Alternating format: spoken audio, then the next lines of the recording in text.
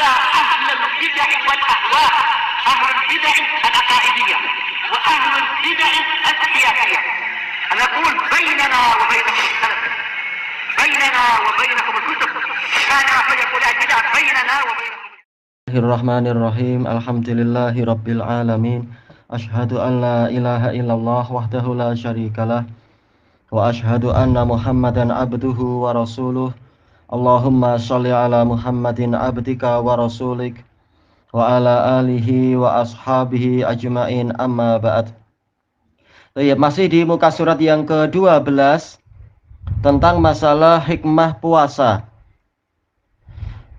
Imam Ibnu Utsaimin rahimahullahu ta'ala mengatakan, summa alam anna hikmatallahi azza wa jal, kemudian ketahuilah bahwasanya hikmah Allah azza wa jal, annallaha nawwa'al ibadati fit taklif, bahwasanya Allah menjadikan ibadah-ibadah itu beraneka ragam, nawwa'a, beraneka ragam, fit taklif, di dalam pembebanannya, liyakhtabiral mukallafa kaifa yakunu imtisaluhu bihadhil anwa', untuk menguji, untuk mencabar orang yang terbebani syariat, bagaimana pola ketaatan dia atau pelaksanaan dia terhadap jenis-jenis ibadah ini.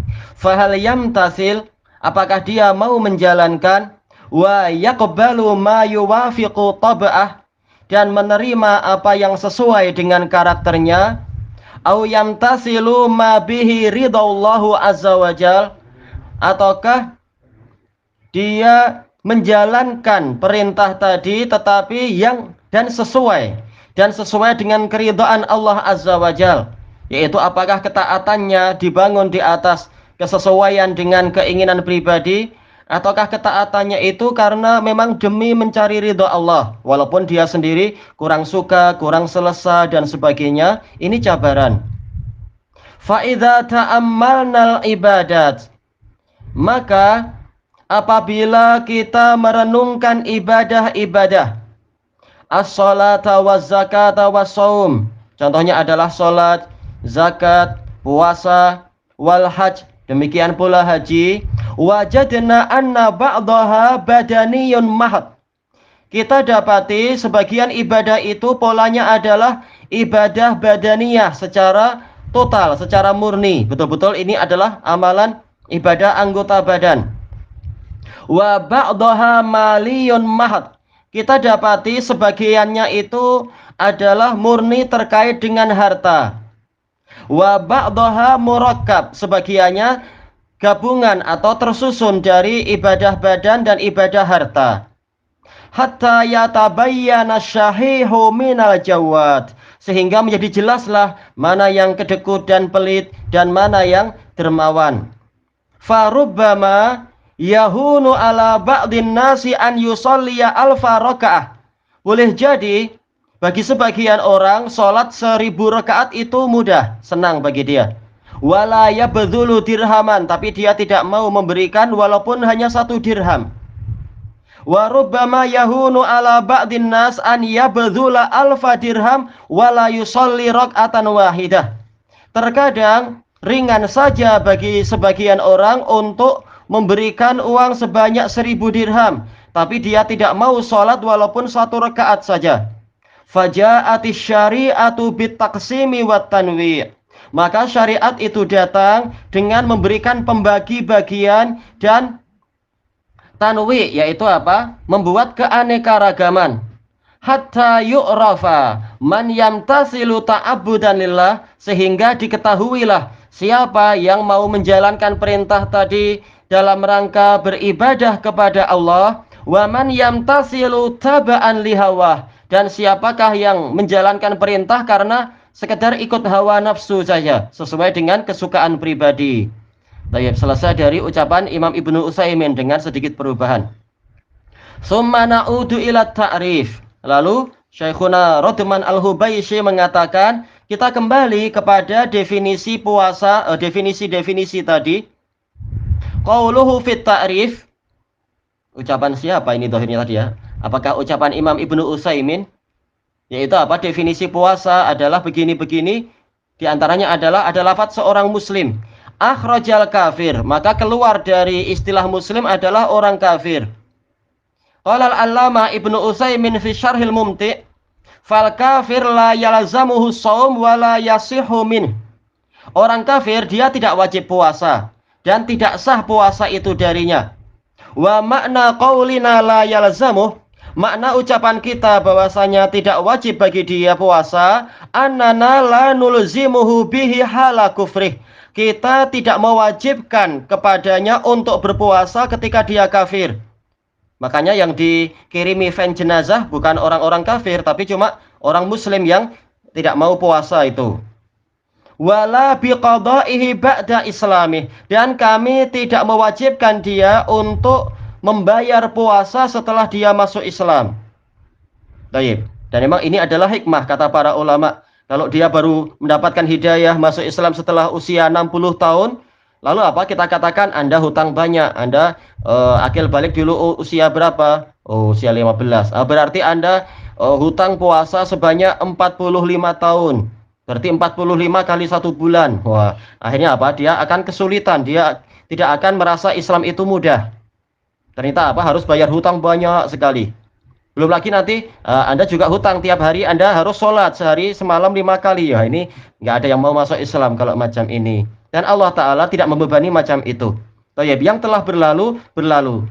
Tidak menjadi apa? Beban hutang. Kecuali kalau hutang antar sesama manusia. Memang ini harus tetap dijalankan. Sama saja dia muslim atau kafir. Karena ini beban yang terkait dengan harta. Adapun yang terkait dengan masalah hutang kepada Allah Ta'ala, selama orang itu kafir, maka dia dosa memang. Tapi begitu dia masuk Islam, dosa yang lalu diampuni. Qul lil ladzina kafaru yang tahu yughfar lahum ma qad salaf.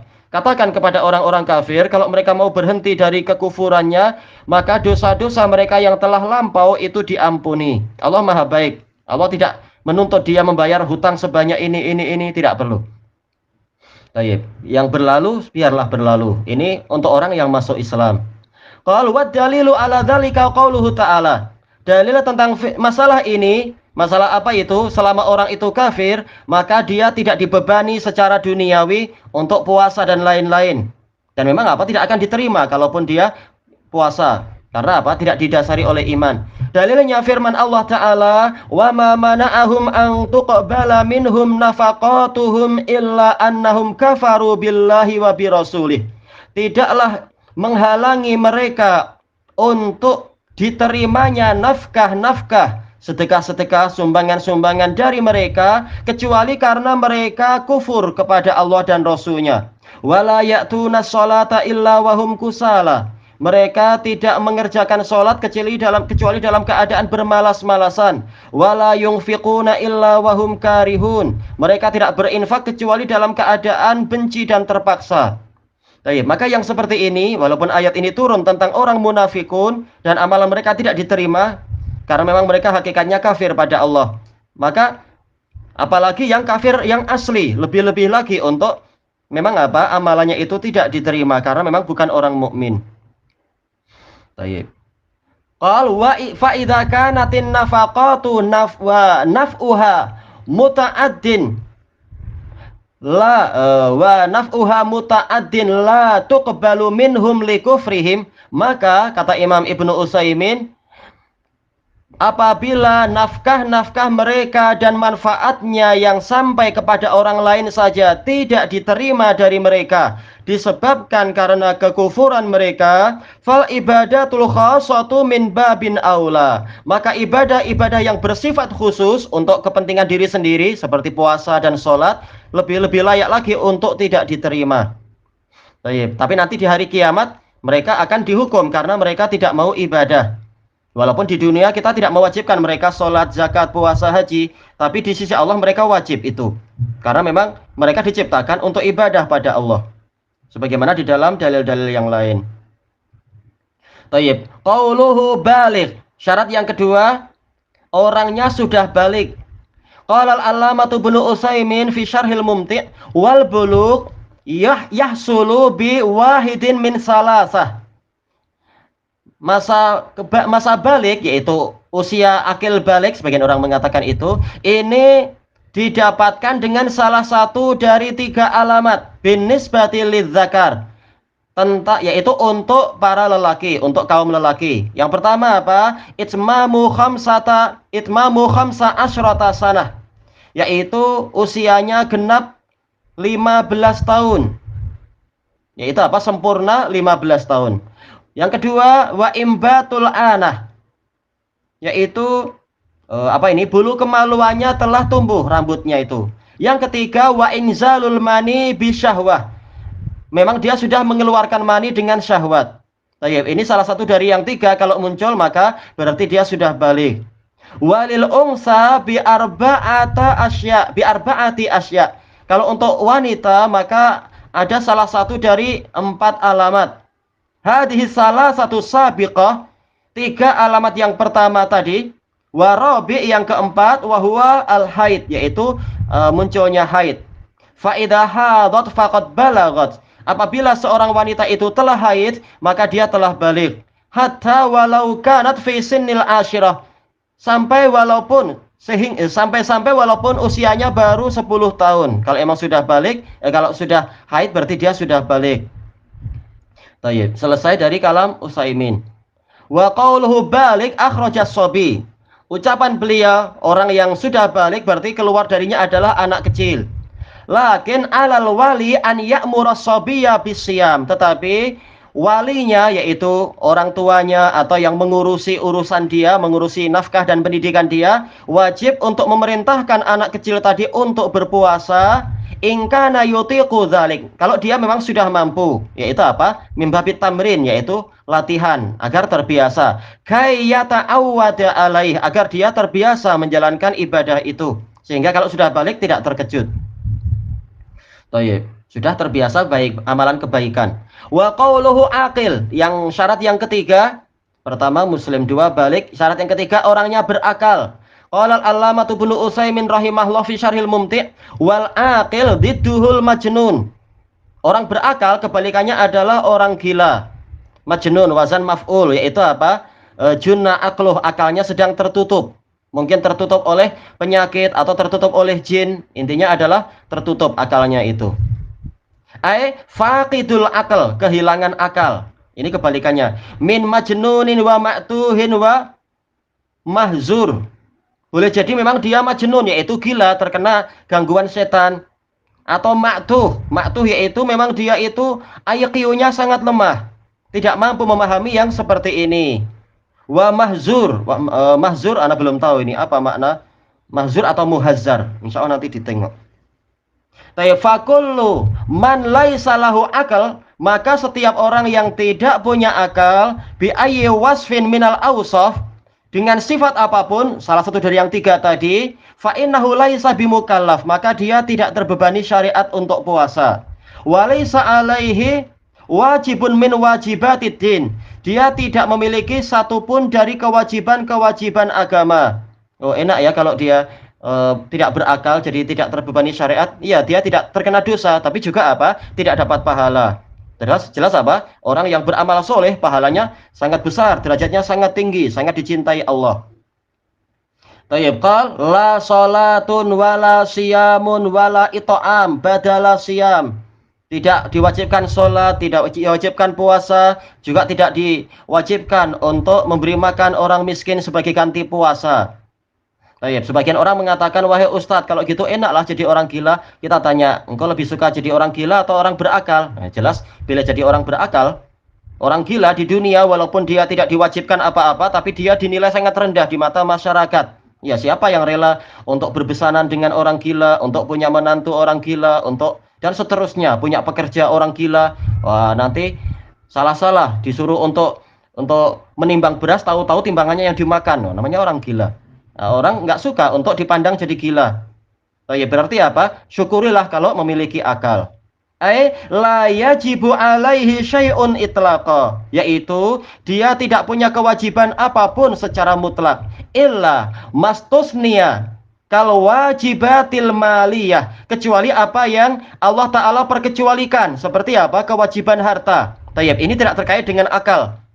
Berarti apa? Kalau kebetulan orang gila ini hartanya banyak, mungkin dapat warisan yang banyak, atau dapat jackpot, atau mungkin karena dia jalan-jalan di jalan raya tidak ikut peraturan, tahu-tahu terlanggar, akhirnya dapat ganti rugi banyak, dapat pampasan, akhirnya dapat duit banyak. Kalau memang sesuai untuk membayar zakat, maka dia tetap wajib membayar zakat. Karena zakat ini haknya harta, tidak terkait dengan akal. Wa alaihi, maka berdasarkan ini, fal mahdhari hadr itu dohirnya adalah apa? Yaitu yang bicara sendiri, tidak ada apa-apa, tahu bicara sendiri seakan-akan di dunia orang lain, di dunia yang lain. Au mukharraf, yaitu apa? Sudah pikun, sudah nyanyok. La yajibu alaihi shaum, dia tidak wajib berpuasa. Wala ita'amu badalah. Wala ita'amun badalah, dia tidak wajib memberikan makanan sebagai ganti puasa. Kenapa? Li faqdil ahliyati wahyal akal. Karena hilangnya keahlian untuk berpuasa, yaitu apa? Adanya akal. Baik, selesai pembahasan Syekh Utsaimin. Faqauluhu al-aqil, maka ucapan beliau, orang yang berakal, akhrajal majnun, mengeluarkan orang yang gila. Orang gila tidak diwajibkan puasa. Baik. Dalilu dzalik, dalil tentang masalah ini hadis rufi al-qalamu an salasah. Pembebanan syariat itu diangkat dari 3 jenis manusia, yaitu tidak akan ditulis ini dan itu. Wa minhum al-majnunu hatta yaqil. Di antaranya adalah orang gila sampai dia berakal, sampai akalnya sehat kembali. Disebutkan dalam catatan kaki ini hadisnya sahih dari hadis Aisyah, juga Ali bin Abi Thalib, dan juga Abi Qatadah Al-Ansari. Qauluhu muqim. Yang keempat, syarat untuk puasa adalah apa? Orangnya muqim. Syarat wajib maksudnya. Qala al-Allamah Ibnu Utsaimin rahimahullah fi Syarhil Mumti', fa in kana musafiran fala yajibu alaihi shaum. Kalau orang ini memang musafir, sedang apa? Mengadakan perjalanan yang jauh, maka dia tidak wajib untuk berpuasa. Jangan nanti ada orang bilang, oh saya tidak puasa seumur hidup. Kenapa? Nama saya musafir. Oh ini lain. Baik, ini sekedar nama. Sementara yang tadi adalah kembali kepada isim fa'il, yaitu dia memang pelaku, memang dia sedang safar. Baik. Liqaulihi ta'ala, berdasarkan firman Allah Ta'ala, man kana maridhan aw ala safarin fa'iddatum min ayyamin ukhar. Dan barang siapa dia itu sakit atau di atas suatu perjalanan jauh, lalu dia berbuka, maka hendaknya mengganti dari hari-hari yang lain. Bukan apa, menggantinya adalah di bulan puasa juga. Jelas, di bulan puasa dia memang puasa wajib. Puasa gantinya adalah di hari yang lain, selain hari-hari puasa. Wa qad ajma'al ulama'u annahu yajuzu lil musafiril fitr. Dan para ulama telah bersepakat bahwasanya orang yang bersafar boleh untuk berbuka puasa. Baik, maka kalau kebetulan kita tengok di mana itu, di bandara atau di stasiun minyak, ada orang mungkin apa, beli KFC atau beli ini beli itu, dan kita lihat ini alamat safar sepertinya, maka tidak boleh dicela dia. Tapi dinasihatkan oleh para ulama, hendaknya orang yang makan itu jangan di depan umum, terang-terangan. Orang sedang kehausan, sedang kelaparan, dia enak-enak makan Subway atau enak-enak minum dari Cool Block. Wah, nanti kasihan orang lain. Tapi apa? Hendaknya merahasiakan itu. Selesai. Qauluhu qadir. Yang kelima, memang dia mampu. Kalau tidak mampu maka tidak wajib. Qala al-Allamah Ibnu Utsaimin rahimahullah fi Syarhil Mumti' ay qadirun 'ala siyam. Maksudnya mampu di sini mampu apa? Mampu untuk berpuasa. Bukan kemampuan ekonomi atau kemampuan kecerdikan, tapi masalah kemampuan fisikal untuk berpuasa. Ihtirazan minal ajiz. Ini sebagai penjagaan dari orang yang lemah. Orang lemah tidak wajib puasa. Jangan dipaksa-paksa kalau memang dia tidak mampu. Fal ajiz laisa alaihi shaum. Orang yang lemah dia tidak wajib berpuasa. Liqaulillahi azza wajal, berdasarkan firman Allah azza wajal, wa man kana maridhan aw ala safarin fa iddatum min ayyamin ukhar. Barang siapa sakit atau dalam perjalanan, maka hendaknya dia mengganti di hari-hari yang lain kalau berbuka. Mana sisi pendalilannya? Yaitu apa? Sisi kesamaan antara orang sakit dengan orang safar sehingga boleh tidak puasa, yaitu apa? Adanya kelemahan. Berarti kalau memang ada kelemahan, orang itu boleh untuk tidak berpuasa. Baik. Bagaimana kalau orang safar tapi dia kuat? Oh, Allah Maha baik. Nggak apa-apa walaupun dia kuat, tapi boleh juga untuk dia berbuka. Cuma intinya untuk orang yang lemah memang apa? Dia tidak wajib berpuasa. Baik. Dan dalil yang lain yaitu apa? La yukallifullahu nafsan illa wus'aha. Allah tidak membebani suatu jiwa kecuali sesuai dengan kemampuannya. Juga firman Allah Ta'ala, wa ma ja'ala alaikum fid dini min haraj. Allah tidak menjadikan terhadap kalian dari agama ini sedikit pun kesulitan. Baik, kalau ada kesulitan maka akan didatangkan kemudahan. Qalakin bitatabbu'i wal istiqra tabayyana annal ajz yang qasimu ila qismain. Tetapi dengan tatabbu' yaitu penelusuran, wal istiqra penelitian, kita mempelajari betul-betul dalil-dalil yang ada, menjadi jelaslah bahwasanya kelemahan itu terbagi menjadi dua macam. Qismun tari' wa qismun daim. Jenis pertama adalah kelemahan yang datang secara tiba-tiba, yaitu tidak terus-menerus, tari'. Baik, tahu-tahu dia sakit, tahu-tahu badannya letih dengan amat sangat misalkan. Yang kedua qismun daim, yaitu jenis kelemahan yang terus-menerus. Mungkin apa? Karena ini misalkan ibu yang hamil, menyusui, kemudian memang tenaganya tidak ada sama sekali. Dan para dokter bilang sampai tahun depan pun ibu tidak akan mampu. Misalkan seperti itu. Memang tenaganya tidak ada. Karena habis hamil, kemudian apa? Melahirkan, kemudian menyusui, kemudian tahu-tahu suaminya memang rajin, akhirnya hamil lagi, dan seterusnya. Nggak ada kesempatan misalkan, dan memang dia tipenya lemah. Yang seperti ini, maka dia dimaafkan.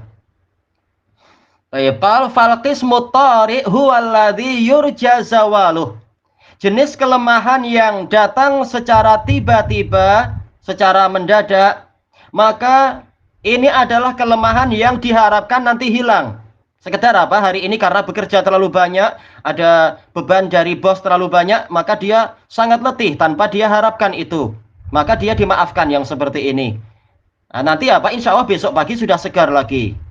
Wa huwal mazkuru fil ayah. Inilah yang disebutkan dalam ayat tadi. Sekedar apa? Hari-hari ini tidak mampu karena sakit. Dan insya Allah nanti bulan depan sudah sembuh. Nah, ini yang tipe pertama. Demikian pula yang puasa, yang safar tadi. Memang di hari-hari safar dia memang harus safar, tapi dia tidak kuat puasa, maka dimaafkan. Nah, nanti kalau sudah pulang ke kampungnya, sudah badannya segar kembali, sudah mungkin apa? Minum minuman yang sedap-sedap, makanan yang sehat, badannya kuat, maka dia wajib untuk berpuasa, wajib untuk membayar.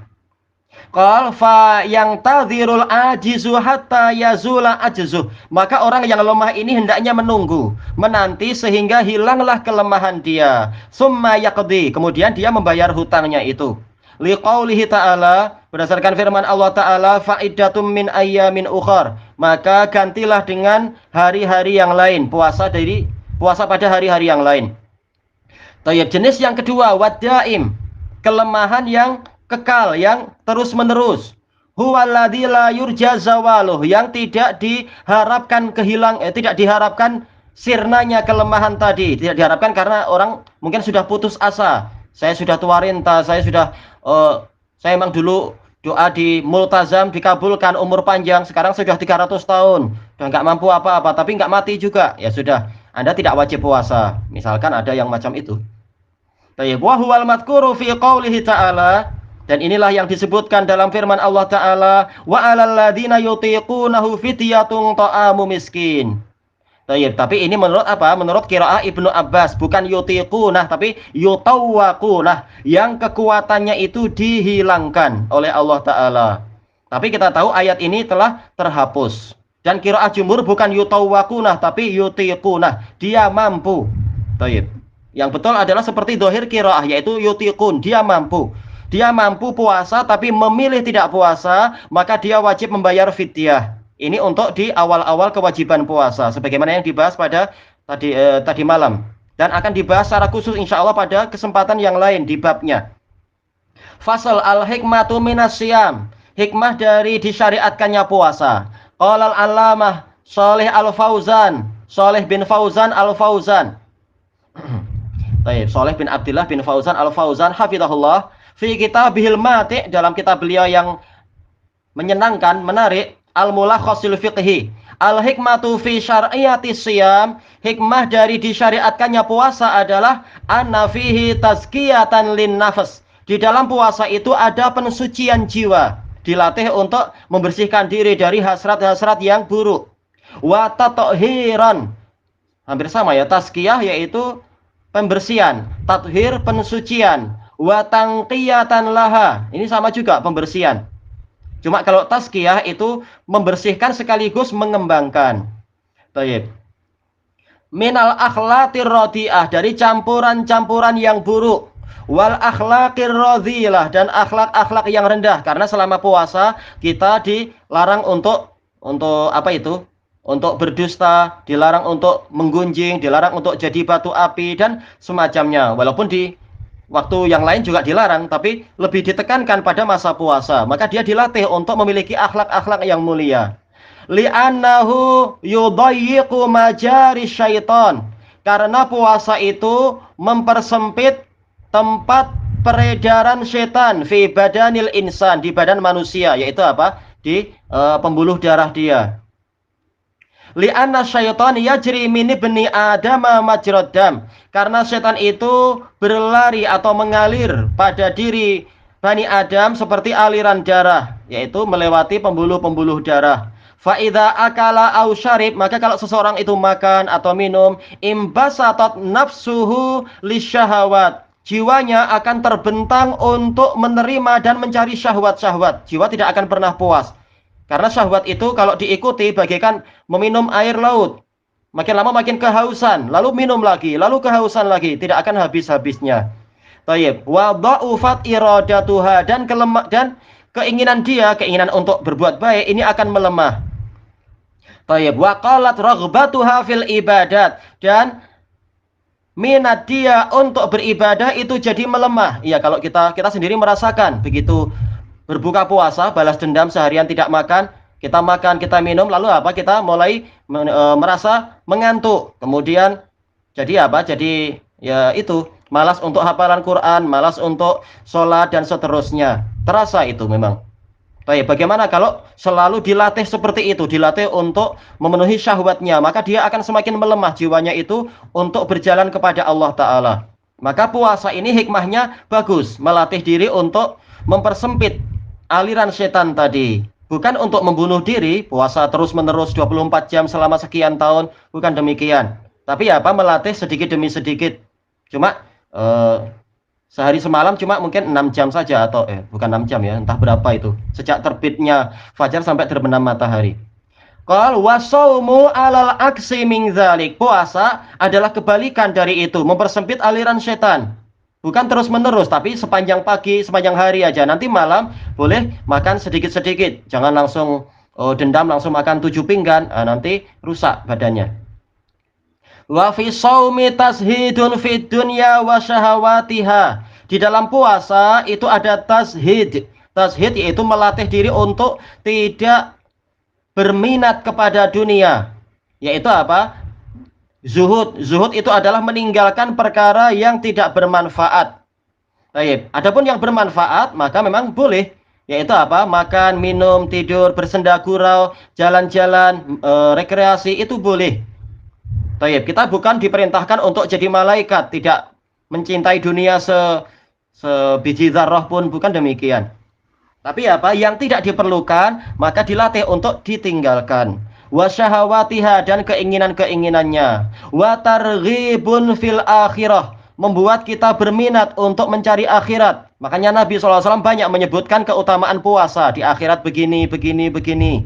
Qal wa fihi ba'isun alal atfi alal masakin. Kata Syekh Shalih Al Fauzan, di dalam puasa ada dorongan untuk berbelas kasihan kepada orang-orang miskin. Kita mengatakan, oh, sehari saya puasa saja saya sudah merasa letih, lelah, saya sudah merasa lemah, saya sudah rindu dengan makanan yang lezat. Gimana orang miskin yang setiap harinya seperti ini, sehari semalam seperti ini? Maka kita jadi mengambil pelajaran, oh kasihan mereka. Wa ihsasun bi alamihim, kita turut merasakan sakitnya mereka. Sakit karena cuma mampu menengok tetangganya makan sedap-sedap, kita cuma dapat asap satenya saja misalkan. Nah, kita turut merasakan sakitnya orang miskin. Lima yadzuquhu as-shaimu min alamil ju'i wal atos. Karena orang yang puasa turut merasakan sakitnya lapar dan haus. Li'anna shauma fi syara' huwa al-imsaku biniyatin an asya'in makhsusah. Karena yang namanya puasa itu secara syariat adalah menahan diri dengan suatu niat. Bukan karena nggak punya apa-apa sehingga menahan diri, tapi karena memang niat, walaupun punya duit, walaupun mampu membeli makanan-makanan yang ada di mana itu mungkin McDonald atau apa, dia tetap tidak mau karena sekarang memang ada niat puasa. An asya'in makhsusah, dari perkara-perkara yang dikhususkan, perkara tertentu. Min aklin wa syurbin wa jima, berupa makan, minum, hubungan suami istri, wa ghairi dzalika mimma warada bihi syara', dan perkara-perkara yang lain yang syariat datang menjelaskan masalah itu. Wa yatba'u dzalik al-imsaku anir rafathi wal fusuq, dan itu diikuti dengan menahan diri dari kekejian dan kefasikan. Jangan sambil puasa dia mencuri, sambil puasa dia pergi ke Las Vegas berjudi atau apa dan seterusnya. Enggak demikian. Yang namanya puasa meninggalkan maksiat-maksiat juga.